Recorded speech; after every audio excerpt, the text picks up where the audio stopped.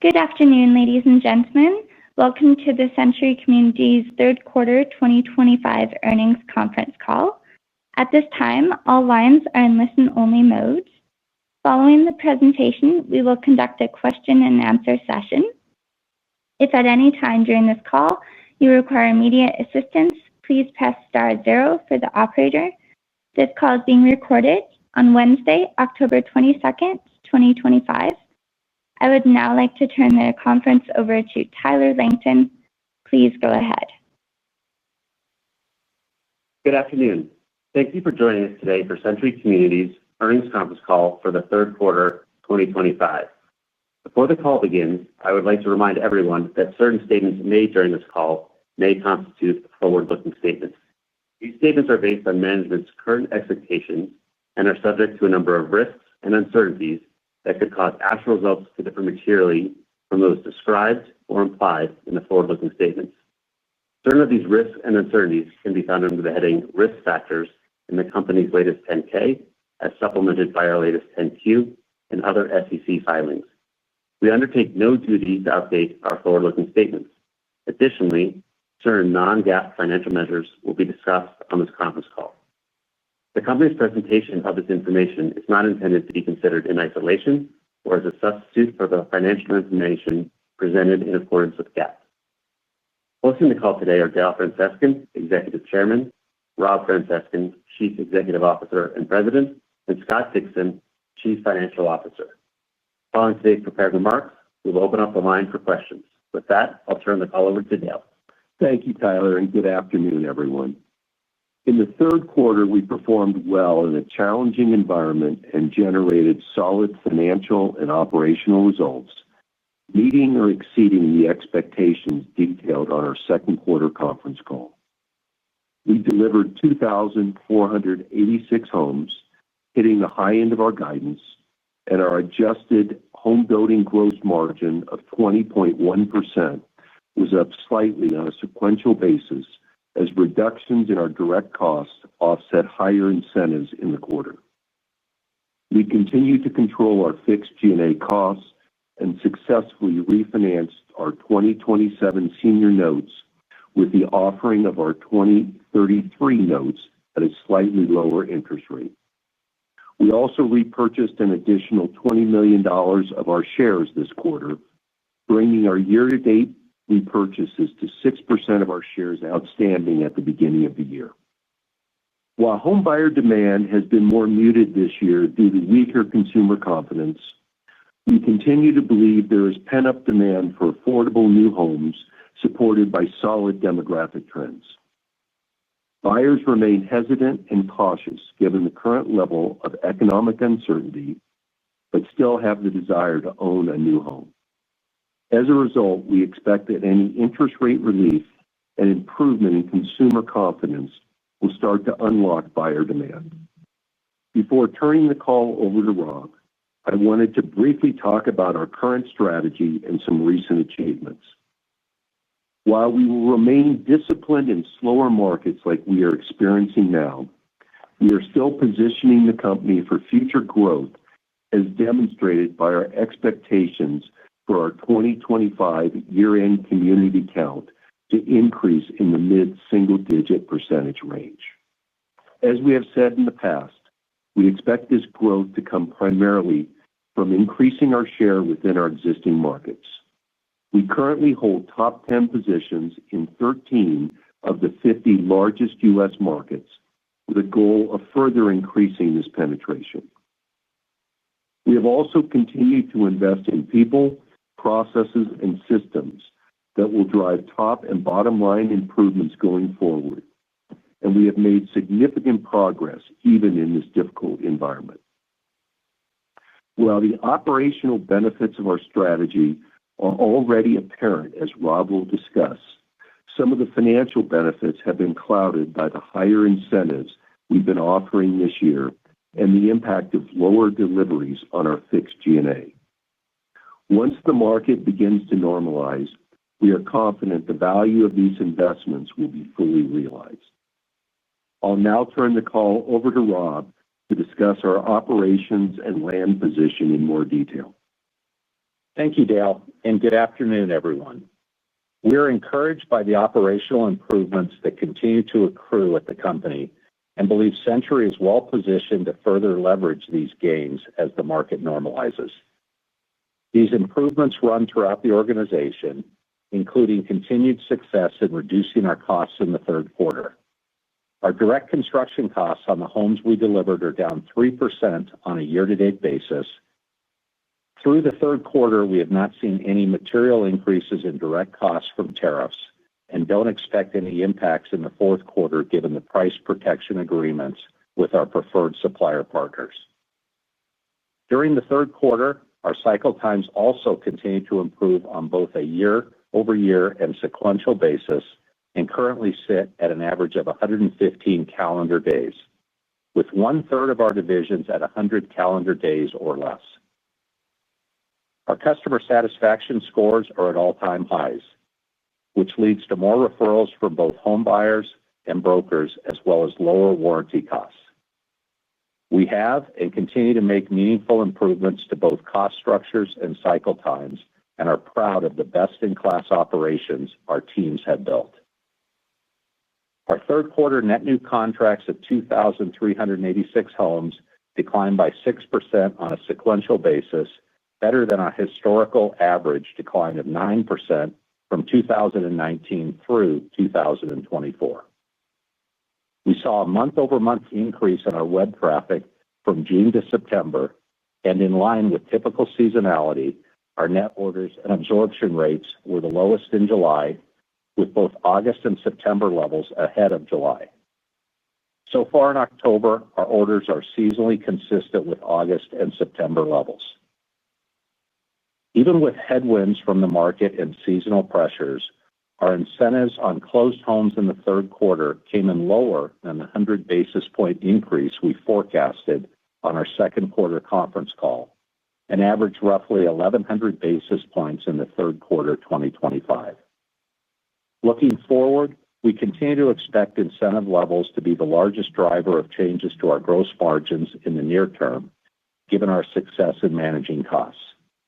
We currently expect incentives to increase by up to another 100 basis points in our fourth quarter deliveries as we compete with other builders for year-end closings. In the third quarter, we started 2,440 homes, and similar to the past several quarters, have continued our focus on maintaining an appropriate level of spec home inventory by generally matching our starts with our sales. Our third quarter ending community count of 321 communities increased by 5% on a year-over-year basis. We continue to expect our year-end 2025 community count to increase in the mid-single-digit percentage range, which, coupled with our 28% year-over-year growth for the full year 2024, will position us well for the upcoming spring selling season and provide a strong base for future growth in the years ahead. On the land side, our finished lot costs on the homes we delivered in the third quarter increased in the mid-single-digit range on both a year-over-year and sequential basis, and we expect our finished lot costs in the fourth quarter to be roughly flat on a sequential basis. We ended the third quarter with over 62,000 owned and controlled lots. Our owned lot count has remained relatively steady since the third quarter of last year. We have remained disciplined on the land front and continue to underwrite deals to current market assumptions. Land sellers are adjusting terms, and we are starting to see some reductions in our raw land and development costs. I also want to briefly talk about a trend that we have recently seen with mortgages in our financial services business. In the first quarter of this year, adjustable rate mortgages accounted for less than 5% of the mortgages that we originated. In the third quarter, however, ARMs accounted for close to 20% of the mortgages we originated. Given the length of time that the average first-time buyer stays in their home and the lower interest rates of ARMs, we think they can make sense for many of our home buyers and help partially address the market's affordability challenges. We are pleased with the results we achieved in the third quarter. Our focus on cost reductions and controlling increases in incentives allowed us to improve our home building gross margin as well as pre-tax and net margins on a sequential basis. Our team has done a good job operating within a difficult market environment, and I want to thank them for their hard work and dedication. I'll now turn the call over to Scott to discuss our financial results in more detail. Thank you, Rob. In the third quarter, pre-tax income was $48 million and net income was $37 million, or $1.25 per diluted share, up 7% and 10% respectively on a sequential basis. Adjusted net income was $46 million, or $1.52 per diluted share. EBITDA for the quarter was $70 million, and adjusted EBITDA was $82 million. Home sales revenues for the third quarter were $955 million, down 2% on a sequential basis. Our deliveries of 2,486 homes declined by 4% on a sequential basis, while our average sales price of $384,000 increased by 2% on a quarter-over-quarter basis, benefiting from a higher percentage of deliveries from our West and Mountain regions and a lower percentage from Century Complete. At quarter end, our backlog of sold homes was 1,117, valued at $417 million, with an average price of $373,000. In the third quarter, adjusted homebuilding gross margin was 20.1% compared to 20% in the second quarter of this year, and GAAP homebuilding gross margin was up 30 basis points to 17.9% versus 17.6% in the second quarter. The improvement of our third quarter gross margin versus second quarter levels was driven by lower direct costs offsetting higher incentives and finished lot costs. Purchase price accounting associated with our two acquisitions in 2024 reduced our third quarter 2025 gross margin by 30 basis points. We would expect purchase price accounting to have a similar impact on our homebuilding gross margin in the fourth quarter of 2025. We took an inventory impairment charge of $3.2 million in the third quarter related to several closeout communities. The $6.1 million of other expense this quarter was comprised of $5.2 million for the abandonment of lot option contracts and $1.4 million for the loss of extinguishment of debt, with a partial offset from other income. For the fourth quarter 2025, we expect our homebuilding gross margin to ease on a sequential basis by up to 100 basis points compared to our third quarter, primarily due to higher levels of incentives. SG&A as a percent of home sales revenue was 12.6% in the third quarter and benefited from ongoing cost reduction efforts.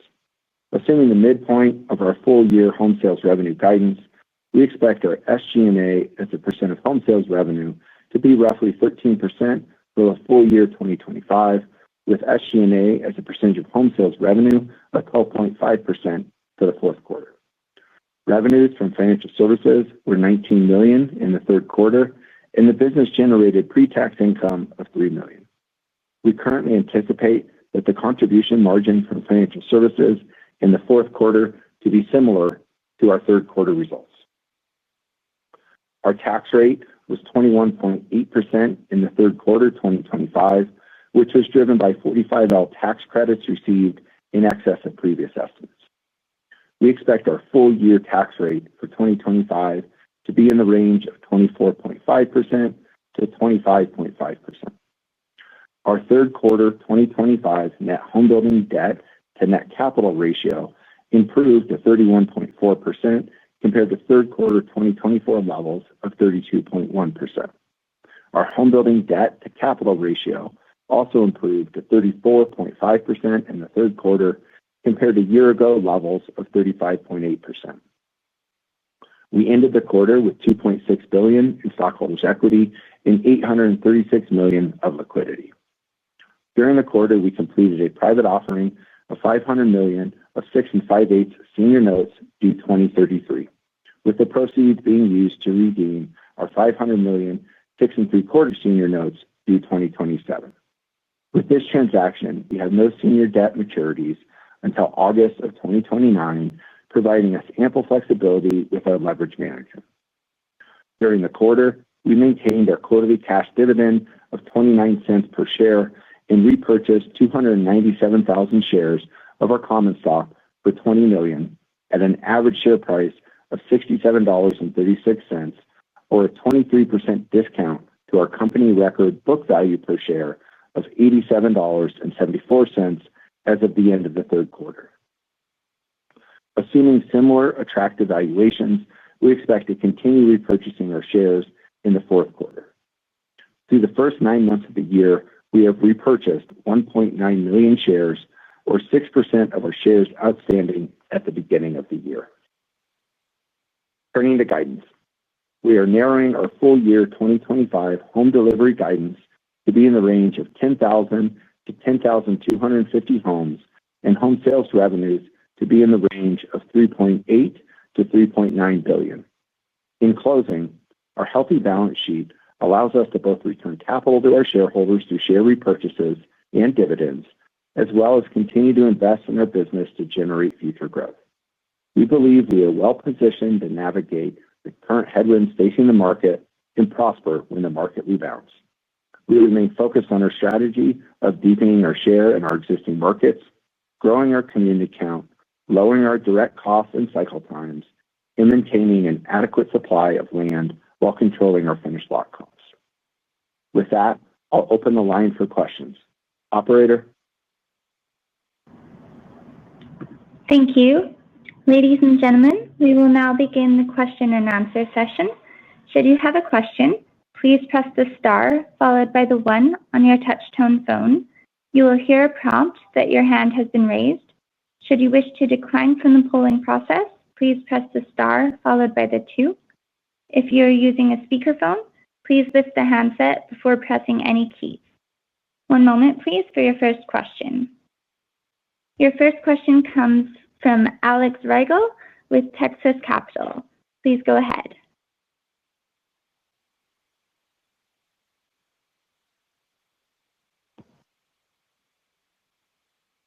Alex? Hey, Alex. Can you hear us, Alex? Yes, I can. Sorry about that, guys. Appreciate it. As it relates to your adjusted gross margin that came in a bit above your guidance, was this more due to sort of prudent cost controls, or was it due to less incentives to some of the new sales? Yeah, Alex, great question. A handful of factors obviously running through that line item. I think we were very pleased with the continued success that we've seen on the direct cost side in terms of sticks and bricks, not only in the third quarter, but really earlier in the first and second quarter as well. So we really saw some of that benefit come through in the third quarter. I think in our prepared remarks, we mentioned that from a year-to-date perspective, we're down 3% on the direct cost. We did see and anticipated that we would see some additional pressures from a competitive standpoint on incentives. That we certainly did see that during the quarter. I believe we were up about 50 basis points on incentives or so. But really, that was moderated by the cost savings that came through the P&L during the quarter. So we were pleased with that result. Our teams have been doing tremendous work really to get as much cost out of our homes as possible as we navigate the current environment. And then secondly, you brought up the shift here in the buyer's use of adjustable rate mortgages. Can you talk about how that might change going into the fourth quarter and talk about how that sort of impacts your business? Are they generally more profitable, less profitable? Are the margins a little bit better or less, and so on?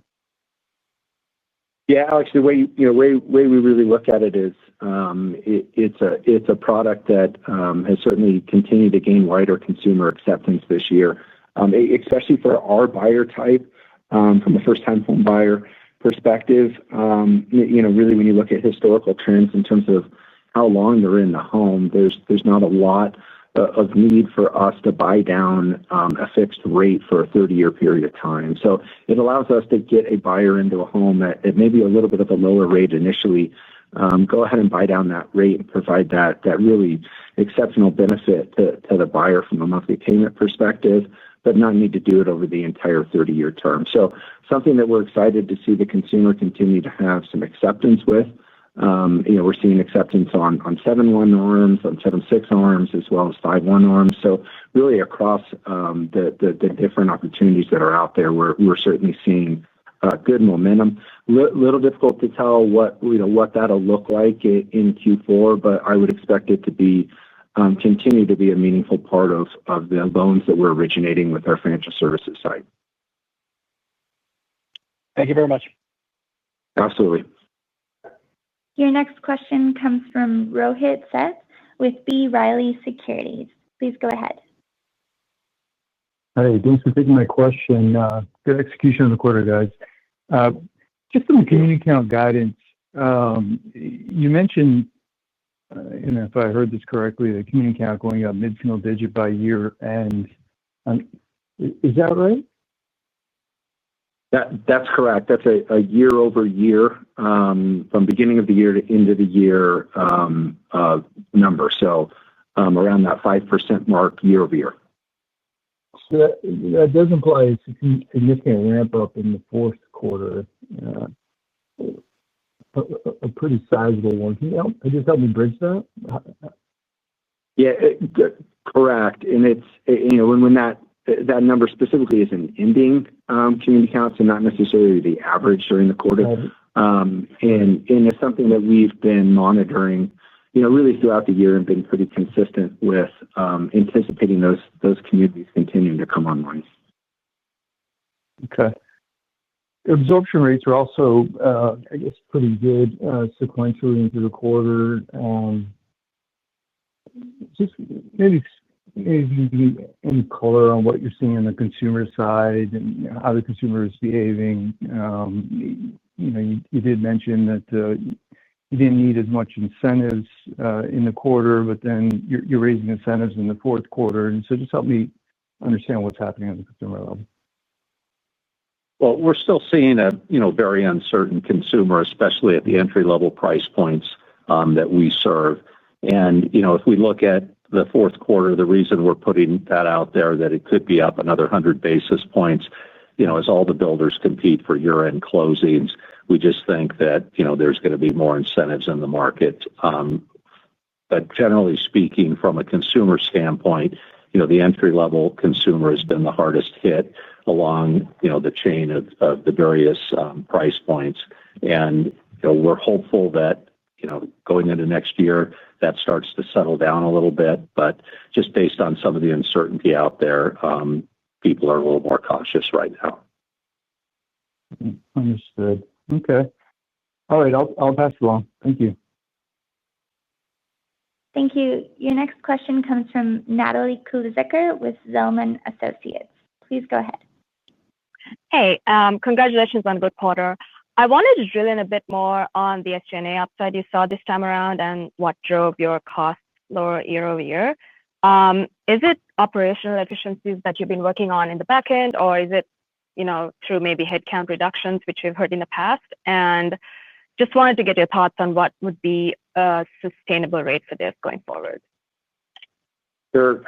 Absolutely. Let me touch on a handful of things, and this is Scott. So, really, when we look at the SG&A line item, it's certainly been, as we've mentioned on previous calls, a pretty big focus area for us this year, just given the overall market and the tightening on the consumer side. So we have discussed at various points in time this year various different cost control activities that we've initiated, and we do believe that we're seeing some of the benefit of those coming through here in the third quarter. Those kind of are across the board, from back office efficiencies to ensuring that our headcount is really where we think it needs to be to support the current organization. There's some additional compensation-related benefits that came through the quarter as well that are in there. And then when we look at go forward, we gave some specific outlines in terms of where we anticipate the fourth quarter to come in at.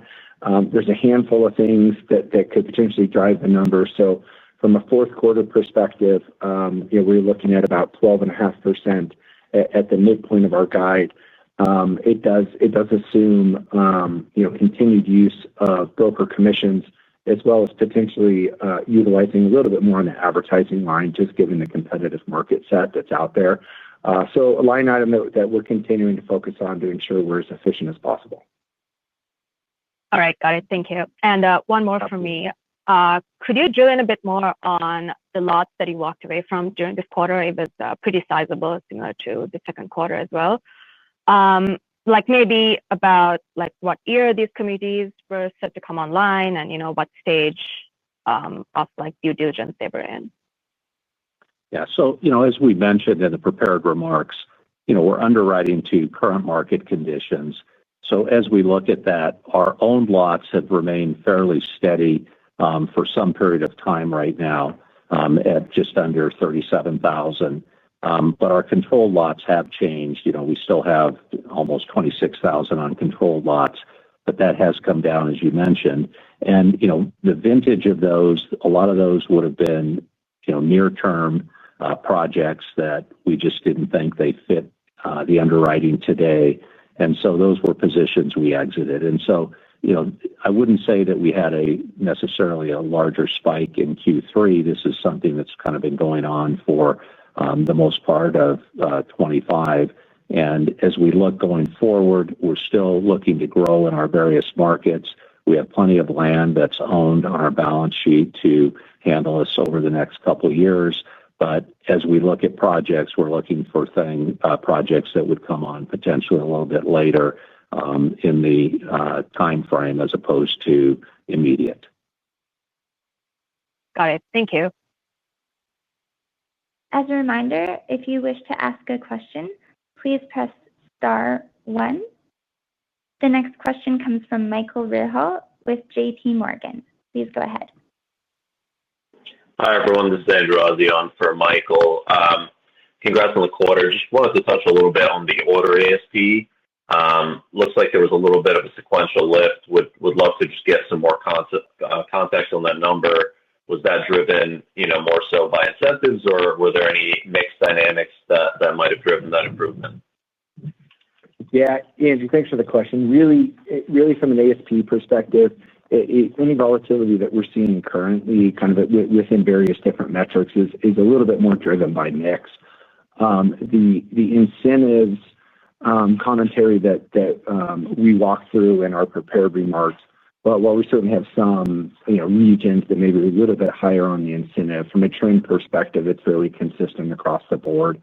So what you're seeing on the ASP is really a little bit more driven by mix. For instance, on the delivery side, we're a little higher here in Q3 than we had been in Q2, and a lot of that is just a little bit more from the west and mountain regions coming through this quarter as compared to our Century Complete business line.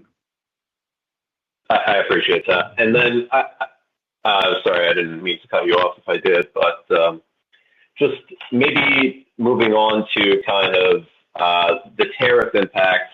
I believe you said earlier in your prepared remarks that there isn't really an expected impact in 4Q.